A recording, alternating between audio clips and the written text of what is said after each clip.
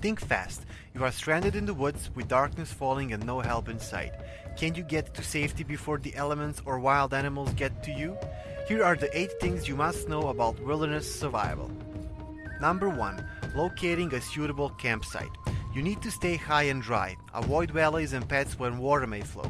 Choose a campsite free from natural dangers like insect nests and widowmakers, dead branches that may crash down in the middle of the night, as well as falling rocks. Ideally, you want to be close to resources like running water, dry wood from which you can assemble your shelter and build a fire, and rocky walls or formations that can shield you from the elements. Number 2. Building a shelter.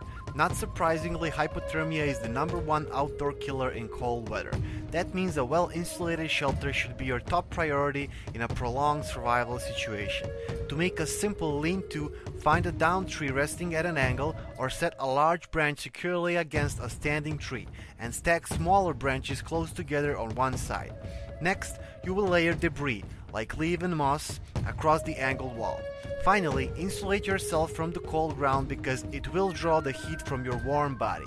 You do this by layering 4 to 6 inches of debris to lie on.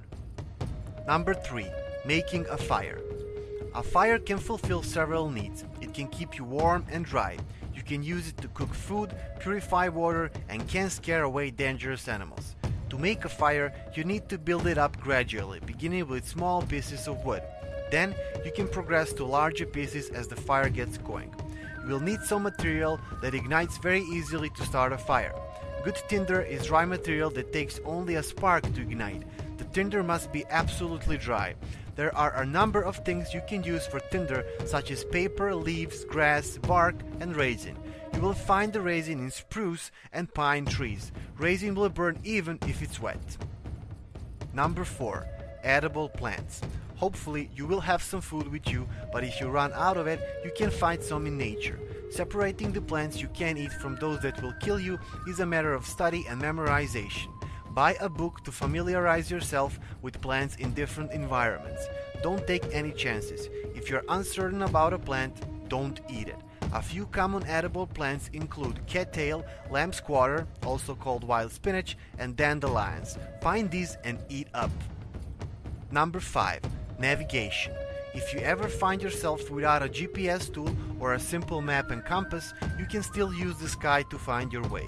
The most obvious method to get a general idea of direction by day is to look at the sun. It rises approximately in the east and sets approximately in the west anywhere in the world. You can also use an analog watch to find the north-south line.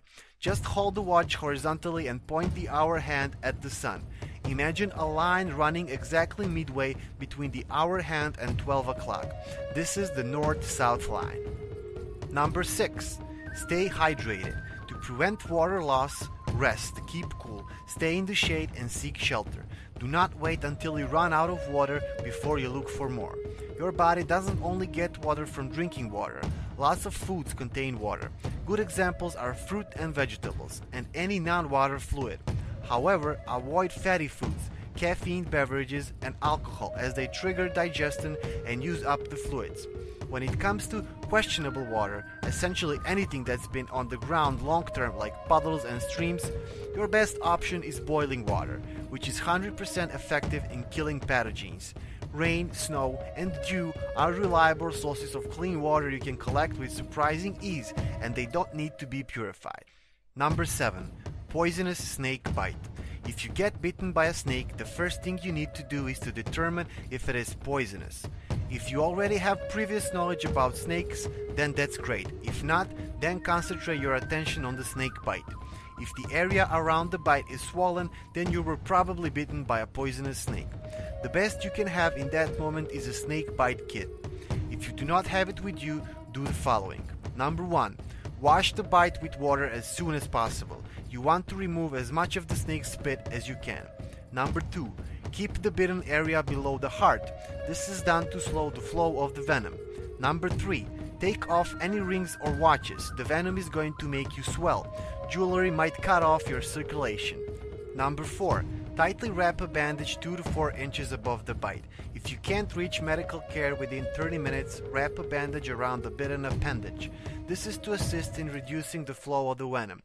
You want to make it tight, but not too tight as to completely cut off the appendage circulation. That will only cause tissue damage. Now you need to get help as soon as possible. Number 8. Signaling for help.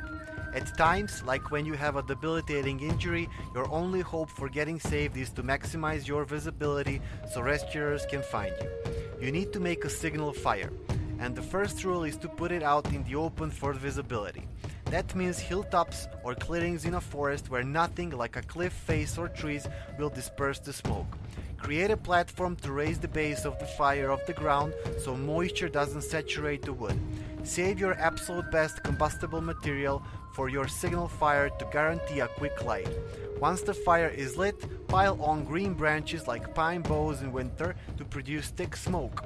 Hopefully soon someone will notice your signal and come to help you. Well, I really hope that these tips will be useful to you out there. All the best and good luck. Thanks for watching. Goodbye.